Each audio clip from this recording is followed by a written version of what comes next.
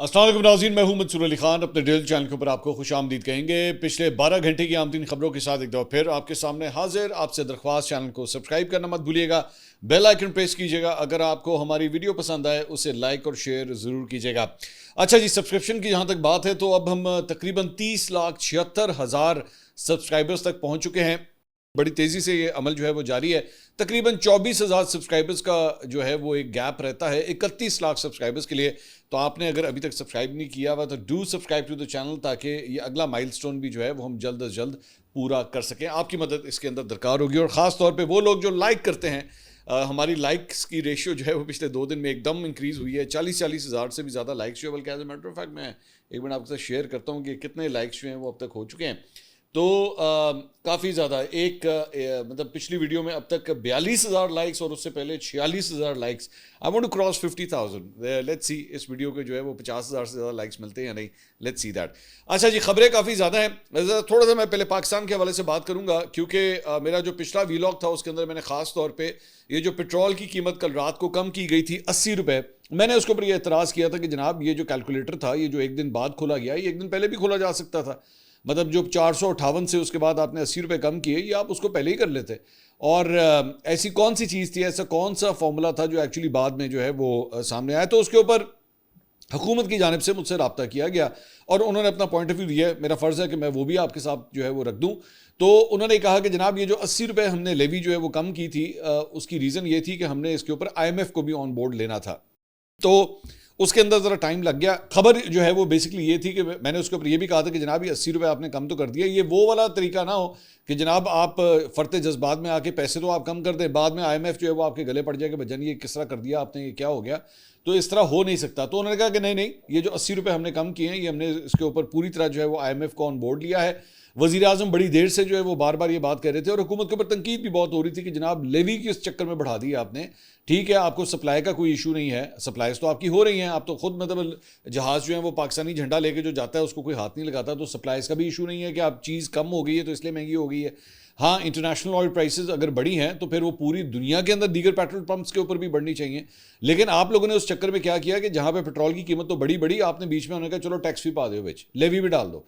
तो इसलिए उन्होंने कहा जी, प्राइम मिनिस्टर इसको बड़ा रेजिस्ट कर रहे थे और इसलिए जो है वो 80 रुपये जो है वो इसके अंदर लेवी जो है कम की गई। मैं कहा जी चलो ठीक है, अगर at least end of the day आवाम को जो है वो इस चक्कर में रिलीफ मिलना चाहिए।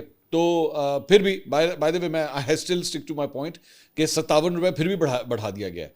और दूसरी बात यह कि डीजल जो मेरी नज़र में सबसे ज़्यादा इन्फ्लेशन के अंदर एक्चुअली अपना किरदार अदा करता है, क्योंकि मैंने आपको पहले भी कहा था कि जो ट्रांसपोर्ट के किराए हैं, ट्रांसपोर्ट से मुराद है सामान की तरसील के जो किराए हैं, वो तो वैसे बढ़ेंगे। और पाकिस्तान में आप जानते हैं एक दफ़ा शायद जड़ी उत्ते चली जाए फिर थल्ले नहीं जाती। और वो चाहे आप पेट्रोल की कीमतें कम भी कर दें, कम ही चीज़ें होंगी जो मेरे ख्याल में दोबारा रेट जो है उसका नीचे गिरेगा। हर चीज़ का रेट हमारे यहाँ बढ़ जाए फिर वापस नीचे नहीं आता। अच्छा जी, खबरों की तरफ हम चलते हैं। अमेरिका को जनाब पिछले 48 घंटे में बहुत बड़ी मुसीबत जो है वो पड़ी हुई है, और वो ये वजह ये है कि अभी तक, अब ये मैं आखिरी इत्तलात तक आपके साथ चीज़ शेयर कर रहा हूँ कि जनाब वो जो एक जहाज़ इनका गिरा था F-15, अब ये बताया जा रहा है वो F-15 जो है उसको ढूंढते चीज़ें और गिरना शुरू हो गई हैं। मतलब ये मुसीबत आ गई है कि उसको ढूंढते उसके पीछे हेलीकॉप्टर भेजे, उसके पीछे और जहाज़ भेजे कि भाई बंदा लब्बो कितने गया जे, बंदा नहीं जे लब्बन डया। तो वो मैंने उसी वक्त पहले ही आपको कहा था, जैसी इनिशियली खबर आई थी कि जनाब सेंट्रल ईरान के अंदर गिरा है, तो वो इधर उधर भी कहीं नहीं जा सकता। या तो आम तौर पे होता है ना बॉर्डर एरियाज़ के आर पास अगर कोई डॉग फाइट हो रही हो ना जहाज़ों की, तो जिस तरह इंडिया वाला चक्कर हुआ था, आपको याद है अभिनंदन जिस तरह यहाँ पे जब आया था, तो उसका मामला ये था कि वो लैंड ही पाकिस्तान में किया, उड़ा इंडिया से था, लेकिन जब जहाज़ उसका क्रैश हुआ तो आके गिरा यहाँ पे पाकिस्तान के अंदर। तो वो इसकी वजह ये थी कि जो कुछ भी हो रहा था वो बॉर्डर एरिया के अंदर हो रहा था। तो अगर ईरान के बॉर्डर एरिया के ऊपर हो रहा होता, यानी उसको साथ कुवैत लगता है, इराक लगता है, पाकिस्तान लगता है, ये तमाम मुल्क जो है उसके आसपास लगते हैं, अगर ये वहाँ पे बॉर्डर एरिया में कुछ हो रहा होता तो हो सकता है कि जहाज़ को वो डाइवर्ट करके जो है दूसरी तरफ ले जाता है कि कम से कम मैं एनिमी लैंड के ऊपर, एनिमी टेरिटरी के ऊपर जो है वो मैं ना गिरूँ। लेकिन ये चूंकि सेंट्रल ईरान में हुआ तो इसलिए जहाज़ वहीं पे गिरा और साथ ही साथ पायलट भी वहीं पे गिरा, और अभी तक पायलट जो है वो नहीं मिला है। ये अब आखिरी इतलात के मुताबिक अभी तक वो पायलट नहीं मिला है। पहले मुतज़ाद इतलात आ रही थी कि शायद उस पायलट का रेस्क्यू कर लिया गया है, लेकिन वो नहीं मिला है। इस दौरान अमेरिका ने, मैंने पिछले वीडियो को बताया था कि 48 घंटे के लिए जंग बंद करने का भी कहा कि भाईजान जरा रुक जाओ, सानू बंदा अपना लब लैन दो। उन्होंने कहा ना भाईजान जंग नहीं जी रुकनी, हूँ अब नहीं जंग रुकेगी, आप लोगों ने पंगा लिया है तो। और ये किस तरह हो सकता है कि जनाब जरा एक मिनट ठहरना, हम लोग बंदा ढूंढ लें? इस तरह तो नहीं होता। आपने हमारे बंदों को किस तरह चुन चुन के असैसिनेट किया, तो इस तरह तो नहीं होगा। अब तक की इतलात के मुताबिक पाज़ाने इनकलाब ने यह दावा किया है कि एक दिन में अब तक वो 2 लड़ाका तैयार है, जिसमें एक F-15 है और एक और दूसरा जहाज़ है जिससे आपने हुर्मुज़ के पास गिराया गया है। 2 मिसाइल और 3 ड्रोन, अमेरिकन ड्रोन जो हैं वो भी मार गिराए गए हैं। उन्होंने इसकी तफसीलात भी जो है वो शेयर कर दी हैं। और ये जो ग्राफ आप इस वक्त स्क्रीन के ऊपर देख रहे हैं, ये अब तक की इतलात के मुताबिक, मतलब ये जब से जंग शुरू हुई है तब से लेकर अब तक ये पूरा एक डेटा जो है वो इसका सामने आता है। और इसके मुताबिक एक F-35 जो है वो ऑलरेडी गिर चुका है और वो भी ईरानी मिसाइल के ज़रिए जो है वो गिरा। इसके अलावा अब तक 4 F-15 जो हैं वो गिर चुके हैं। उसमें से 3 जो हैं वो बेसिकली बताया गया कि कुवैत के जहाज़ों ने गिरा दिए, मतलब वो फ्रेंडली फायर के अंदर वो कहते हैं जी गिर गए, लेकिन गिरना तो गिरना है, आपके खजाने को तो नुकसान हुआ। और एक ये F-15 जो है वो ईरान के अंदर, जिसका पायलट ये लोग ढूंढ रहे हैं, अभी तक मिल नहीं रहा। इसके अलावा एक A-10 थंडरबोल्ट, ये A-10 थंडरबोल्ट जो है वो भी ईरानी मिसाइल के जरिए जो गिरा है, ये भी पिछले 24 घंटे के अंदर ही हुआ है, वो भी गिरा है। इसके अलावा एक जो है वो E-3 सेंट्री AWAC, ये भी एक जहाज़ अब तक गिर चुका है। ये वो जहाज़ है और इसकी मालियत जो है वो तकरीबन कोई अप्रॉक्सीमेटली कोई $700 मिलियन है। इस एक जहाज़ की मालियत जो है $700 मिलियन है। मैं वैसे साथ साथ पैसे भी आपको बता दूं, F-35 $110 मिलियन, जो 4 जहाज F-15 के गिरे हैं वो एक जहाज जो है वो $90 मिलियन का है, यानी कि 4 का मतलब हो गया $360 मिलियन वहां पे नुकसान। उसके बाद एक A-10 थंडरबोल्ट जो गिरा है उसकी मालियत जो है वो $18.8 मिलियन वो बनती है। इसके साथ साथ ये जो E-3 सेंट्री AWAC जो जहाज़ इनका एक गिरा है, उसकी मालियत जो है वो तकरीबन कुछ $700 मिलियन एक जहाज़ की बनती है। सबसे एक्सपेंसिव जहाज़ जो है वो ये गिरा है। इसके अलावा KC-135, उसमें से 2 कंफर्म है कि जो है वो तबाह हो चुके हैं और 5 जो है वो डैमेज हुए हैं। ये वो जहाज़ थे जो खड़े हुए थे, ये सऊदी अरब के अंदर जो अमरीकी एयरबेस है उसके ऊपर खड़े हुए थे। ये वहाँ पे जाके ड्रोन श्रोन्स वगैरह जो गिरे हैं उसकी वजह से तबाही हुई है। अभी मैं थोड़ा सा भी आपको हेलीकॉप्टर की तस्वीरें भी दिखाने लगा हूँ, आगे चल के ज़रा हौसला कीजिएगा। पर जो यूनिट कॉस्ट है ये इन जहाज़ों की जो खड़े हुए थे, उड़नी फिजा के अंदर नहीं थे, ये ड्रोन के साथ उन्होंने खड़े खड़े जहाज़ों को उड़ा दिया, वो $40 मिलियन फी जहाज़ है, फी जहाज। तो यहाँ पे जो है वो कुल जो बनते हैं, अब अगर हम उसको डैमेज या डिस्ट्रॉयड के उसमें 7 बनते हैं, 7 4 $280 मिलियन, ठीक है। उसके बाद एक HM-60M हेलीकॉप्टर इराक के अंदर गिरा है, 2 जो है वो हेलीकॉप्टर डैमेज हुए हैं ईरान के अंदर, फी हेलीकॉप्टर $20 मिलियन। इसके अलावा अब तक 17 MQ-9 रीपर ड्रोन्स, ये भी इस आप डेटा के अंदर देख रहे हैं, $30 मिलियन का एक है, $30 मिलियन का एक है। अच्छा, इसमें भी बड़ी इंटरेस्टिंग बात है कि ये जो अपना रीपर ड्रोन जो अमेरिका इस्तेमाल करता है वो $30 मिलियन का है, जबकि शहीद ड्रोन जो ईरान यूज़ करता है वो तकरीबन कहा जाता है कोई $25-30 हज़ार से लेकर $50 हज़ार तक, डिपेंडिंग अपॉन द मॉडिफिकेशन, उसकी वैल्यू है। तो दोनों में कितना फ़र्क है, उनके लिए बनाना आसान है, उसको इस्तेमाल करना आसान है, लेकिन अमेरिकन को जब ये होता है तो उसका कितना ज़्यादा नुकसान होता है। सो ये टोटल अब तक के सिर्फ जहाज़ों का फ़िज़ाइया के हवाले से बात है। तो वो डोनाल्ड ट्रंप के हवाले से जो है ना, बार बार ये सवाल किया जाता है कि भाईजान आप एक जगह कहते हो कि हम तो जंग जीत चुके हैं, मिसाइल हमने लॉन्चर्स उनके सारे तबाह कर दिए हैं, फ़िज़ाइया हमने उनकी सारी उड़ा दी है, नेवी उनके पास है नहीं, ताड़ियाँ चीज़ें किस तरह डिगनी है भैया ने, ये आखिर किस तरह हो रहा है? लोग ये पूछने के ऊपर जो है वो मजबूर हैं।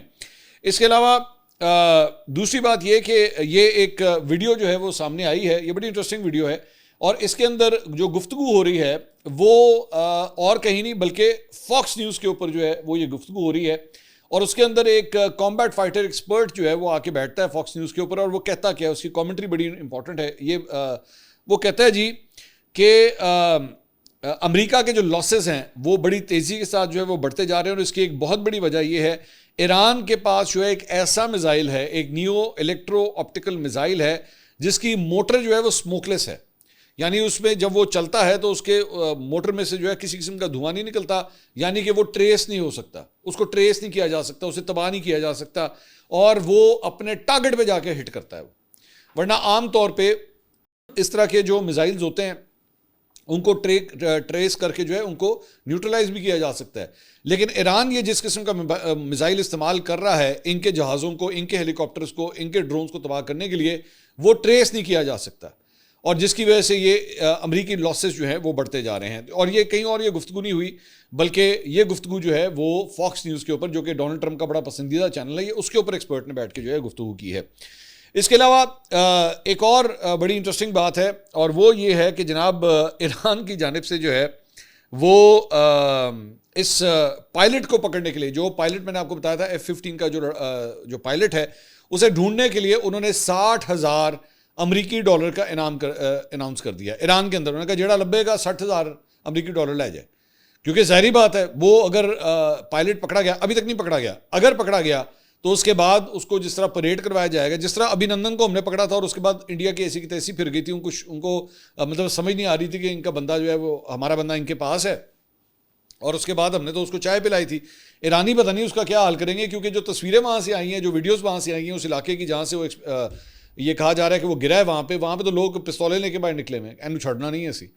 तो अभी तक वो पकड़ा नहीं गया। अब $60,000 अमरीकी डॉलर जो है, अगर आप उसको कन्वर्ट करें, तकरीबन कोई 1,80,85 लाख रुपए पाकिस्तानी बनता है। 2 करोड़ या आप राउंड फिगर समझ लेना, तकरीबन इतना बनता है।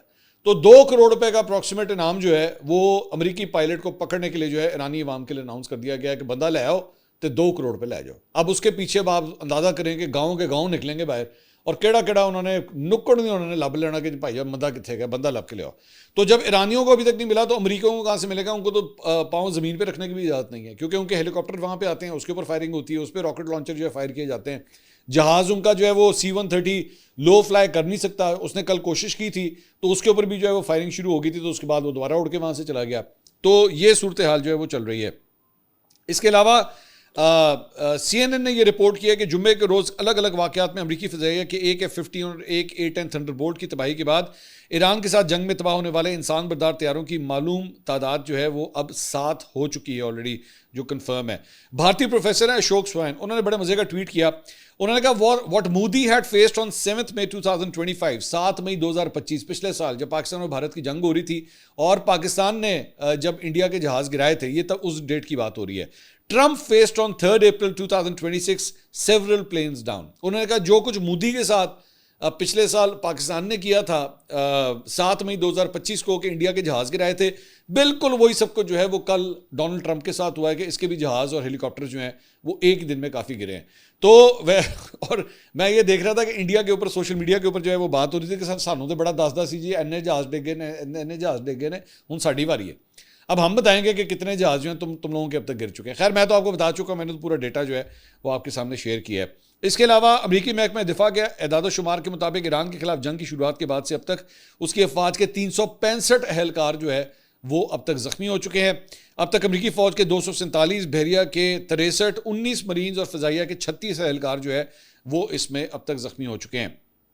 इसके अलावा एक हमने आपके साथ खबर शेयर की थी कि इज़राइल के अंदर जो है वो यूरोसोल एक यूरोस्पेस कंपनी है इज़राइल की, जो मुख्तलिफ चीज़ें जो है वो इनकी फ़ज़ाइया के लिए बनाती थी, उसके ऊपर ईरान ने जो है वो बड़ा ज़ोरदार अटैक किया था, बड़े इसके ऊपर मिसाइल हमला हुआ था। ये उसकी फुटेज भी आप स्क्रीन के ऊपर देख रहे हैं। तो उसके बाद अगला जब दिन चढ़ा है और उसके बाद वहाँ पे जो तबाही है, क्योंकि वो तो रात के वक्त हुआ था तो इतना क्लैरिटी नहीं थी, अब उसकी दिन की फुटेज जो सामने आई है, ये ज़रा देखिएगा ये क्या हाल हुआ है वहाँ पे, कि मतलब नीस्तो नाबूद होकर रह गया है वहाँ पे उनका पूरा का पूरा जो दफ्तर था, पूरा जो और ये जो गिरा है आके उसने कितना बड़ा क्रेटर, कितना बड़ा गड्ढा वहाँ पे बनाया है ईरानी मिसाइल की वजह से। और ये अभी मेरे ख्याल में मिस हिट है, क्योंकि ये उस ग्राउंड में आके गिरा है, लेकिन ग्राउंड के अंदर गिरने की वजह से भी धमाके की शिद्दत इतनी ज़्यादा थी कि आसपास की जो बिल्डिंग है वो नीस्तो नाबूद होकर रह गई। अगर ये बिल्डिंग के ऊपर आके गिर जाता तो यहाँ पे जो है सिर्फ राख का ढेर आपको नज़र आना था, और इसके अलावा आपको जो है वहाँ पे कुछ नज़र नहीं आना था। इसके अलावा एक ये फुटेज भी जो है वो सामने आई है, और ईरानी मिसाइल के हमले में, ये कल रात की फुटेज है, सेंट्रल इज़राइल के ऊपर जो है वो ईरानी मिसाइल का हमला हुआ है, और ये दोबारा उसकी जो है वो फुटेज आई है। दोबारा वो क्लस्टर म्यूनिशन, वही मिसाइल जो ईरान इस्तेमाल कर रहा है कि वो आता है और फ़ज़ा के बिल्कुल अपने टारगेट के करीब पहुँचते में जो है वो 23-24 मुख्तलिफ छोटे छोटे बॉम्ब्स के अंदर जो है वो तब्दील हो जाता है, और उसके बाद स्कैटर होके जो है वो उस जगह के ऊपर जाके गिरता है। उससे नुकसान जो है वो कई ज़्यादा होता है, और उसके बाद इनके इंटरसेप्टर्स भी जो हैं वो उसको रोक नहीं पाते। इसके अलावा एक ये बड़ी इंटरेस्टिंग फुटेज है, ये मैं आपको दिखाना चाहूँगा। ये एक्चुअली आरटी ने ये फुटेज जो है वो रिलीज़ की है और इसके अंदर बताया गया है कि बेसिकली ये जो ड्रोन है, फुटेज आई है एक ड्रोन की, और इसके बारे में बताया जा रहा है कि वहाँ पे इराकी जो हैं, जो अमरीकी ड्रोन वहाँ पे गिरते हैं, उसका मलबा जो है उन्होंने टिकटॉक के ऊपर बराए फरोख्त लगा दिया। अंदाज़ा करें आप, ये उसकी फुटेज जो है वो सामने आई है और उसके अंदर बच्चे जो हैं वो एक्चुअली उसकी वीडियो बना के कह रहे हैं कि भाईजान किसी ने लेना है तो ले जाओ, मलबा है किसी के काम है, लोहा ले लो, जिसे कहते हैं लोहा ले लो, 3 डब्बे ले लो। हमारे यहाँ अक्सर औकात जो है वो जो कबाड़िए होते हैं वो आके ये अनाउंसमेंट करते हैं। तो ये इस तरह की वीडियो टिकटॉक के ऊपर जो है वो शेयर हुई हुई है और अमेरिकन ड्रोन जो है वो बराए फरोख्त वहाँ पे लगा दिया कि भाईजान ये लोहा इसमें से किसी ने निकालना है या और की कोई चीज़ किसी ने निकालनी है। मुझे आज भी याद है कि जब इंडिया पाकिस्तान की जंग हुई थी तो यहाँ पे लाहौर के अंदर ये वाक़या पेश आया था कि एक जगह के ऊपर जो है वो ड्रोन, जब इंडियन ड्रोन जो है वहाँ पे गिरा तो हमारे यहाँ 2 मोटरसाइकिल के ऊपर सवार भाई वो ड्रोन ही उठा के ले गए। तो कहा चलो ऐ तो लैके जाइए ना, वेखा की करना है उत्थे कबाड़ियों में बेचना है, कितने जाके बेचना है, ये लोहे वाली मार्केट में बेचना है। फिर बाद में खैर उनको पुलिस ने पकड़ लिया उन्होंने रोक लिया था कि भाईजान ऐ नहीं ले जा सकते, जेडी शायद तुम लभदे चुक के लै जाते ऐ नहीं होएगा, तो वो फिर वापस ले लिया था उनसे। तो यही कुछ सूरत हाल जो है वो इस वीडियो के अंदर वहाँ से भी जो है वो सामने आई है। इसके अलावा ये एक और फुटेज जो है ये इराक की आई है, बसरा की ये फुटेज है और उसके अंदर भी जो है जिस तरह ईरान ने ऐलान किया था कि जनाब हम लोग जो ऑयल कंपनीज़ हैं हम लोग उनके दफातर वगैरह को, स्टोरेज फैसिलिटीज़ को हम टारगेट करेंगे। इराक के अंदर जनाब ये कल रात को ये वाक़या पेश आया है और आज सुबह ये वीडियो मौसूल हुई है, सोशल मीडिया के ऊपर आई है, जहाँ पे एक ऑयल स्टोरेज फैसिलिटी थी उसको ईरानी ड्रोन के ज़रिए जो है वो अटैक किया गया है।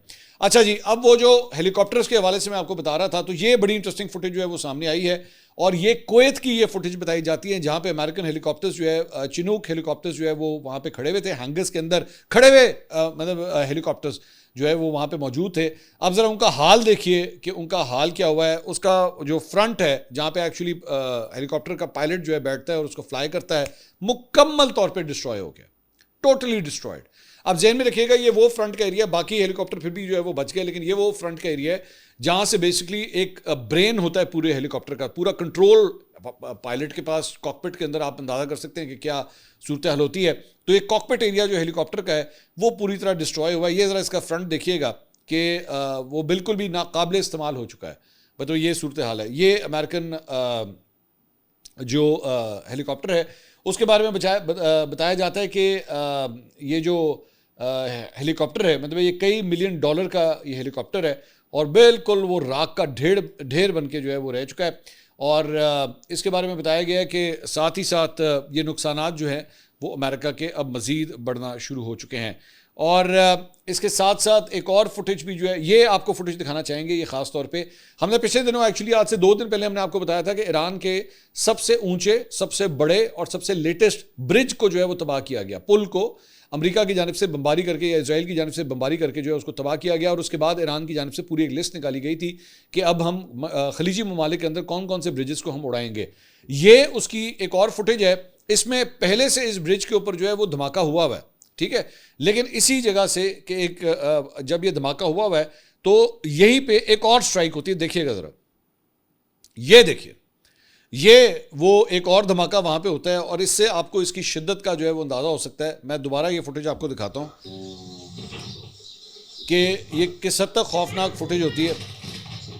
ये देखिए, अब ये बेसिकली हुआ क्या होगा, मेरा ख्याल में ये होगा कि वहाँ पे जब वो धमाका हो गया तो लोग ऑब्वियसली कुछ देर के बाद 2-4 मिनट के बाद आ जाते हैं, करीब आ जाते हैं या बैठ के उसकी फुटेज बना रहे थे, लेकिन उसके बाद दोबारा वहाँ पे धमाका होता है और ये आसपास जो लोग वहाँ पे मौजूद जो वीडियो फुटेज बना रहे थे वो भी जो है आई होप कि देर सेफ, लेकिन ये बड़े करीब से आपको जो है ये फुटेज आपको पता लग सकता है कि जब बिल्कुल इतने करीब से जब एक और धमाका होता है तो उसकी शिद्दत जो है वो किस हद तक सवेर होती है।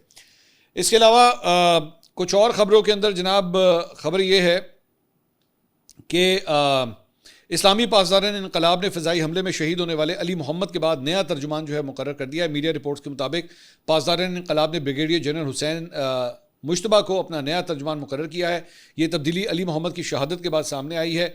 नए मुकर्रर होने वाले तर्जुमान ब्रिगेडियर जनरल हुसैन मुहिब पहले मीडिया कम्युनिकेशन में कोर के सरकारी नुमाइंदे के तौर पर जो है वो काम कर चुके हैं।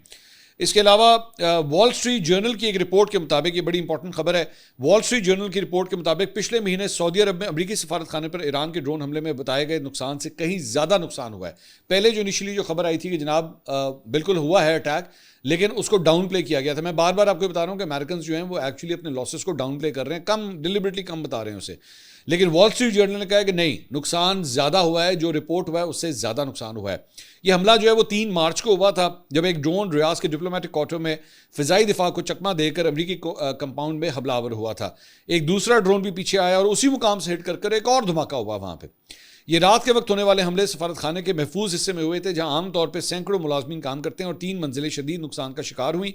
CIA स्टेशन भी मुतासरा इलाकों में शामिल था। रिपोर्ट के मुताबिक सऊदी हुकाम ने इब्तदाई तौर पर हमले को मामूली आग और महदूद नुकसान करार दिया। चाहिए जो CIA का स्टेशन वहाँ पे मौजूद था, इसका मतलब है कि जो इनको इंटेलिजेंस बेस करने का, CIA आप जानते हैं, मुझे एक्सप्लेन करने की भी ज़रूरत नहीं है कि अगर उसका सेंटर भी वहाँ पे हिट हुआ है तो ईरान के पास कितनी सवेर इंटेलिजेंस मौजूद होगी। उनको पता होगा कि यहाँ से जो है CIA ऑपरेट करती है, वो भी इस हमले की जद में आए हैं।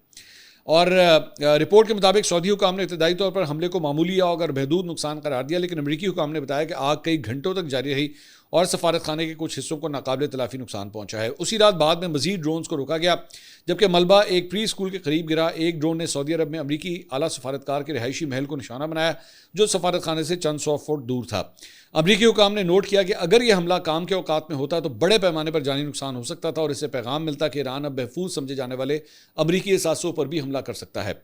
साबिक CIA के counter terrorism chief Bernard Hudson ने कहा कि मुकामी तौर पर तैयार करदा हथियारों को सैकड़ों मील तक फायर करने और अपने सबसे बड़े हरीफ के सफारत खाने में पहुंचाने में कामयाब रहा, जिसका मतलब है कि वो शहर में कुछ भी निशाना बना सकते हैं। उन्होंने मजीद कहा कि इन जगहों पर होने वाले असल नुकसान के बारे में मुकम्मल मालूमात छुपाई गई हैं, इससे शकूक पैदा होते हैं कि असल में बहुत ज़्यादा नुकसान हुआ है। तो ये जनाब अब तक की अपडेट थी। मेरे पास अभी जितनी खबरें हैं मैंने अभी यकीन कीजिए कि सिर्फ आपको आधी दी हैं, क्योंकि मैं कोशिश करता हूँ कि मेरा वीलॉग जो है वो 20-22 मिनट का रहे, इससे ज़्यादा ना जाए, बहुत ज़्यादा ड्रैग हो जाता है। लेकिन मैं कोशिश करूँगा कि ये जो बाकी दीगर खबरें हैं मैं इंशाल्लाह अगले वीलॉग में जो है मैं उससे इंटीग्रेट करूँ और ये सारी अपडेट्स जो हैं वो आपको दे। मैं चाहता हूँ कि बेसिकली क्वालिटी का कंटेंट जो है वो मैं आपके साथ जनरेट करूँ। एमी बिला वजह लेक्चरबाजी जो है मुझे उसमें मैं यकीन नहीं रखता। आप नोट कीजिएगा मैं हर खबर पे थोड़ा थोड़ा टाइम लगाता हूँ and I move on very quickly. लेकिन यहाँ पे आई नो कुछ लोग हैं वो एक टॉपिक पकड़ते हैं, उसके ऊपर 4-4, 5-5 मिनट जो है वो गुफ्तगू करते रहते हैं। I can't do that. मेरा ख्याल में आपके पास फ्लो ऑफ न्यूज़ जो है वो ज़्यादा से ज़्यादा आना चाहिए ताकि पूरा वीलॉग जो है वो ज़्यादा से ज़्यादा इंटरेस्टिंग बन सके। बहरहाल आप क्या समझते हैं अपनी राय ज़रूर दीजिएगा नीचे कॉमेंट सेक्शन में। You just have to write 1 line और 2 लाइन्स, हमें आपका फीडबैक जो है वो मिलता रहे। अगली वीडियो में आपसे दोबारा मुलाकात होगी। अल्लाह हाफ़िज़।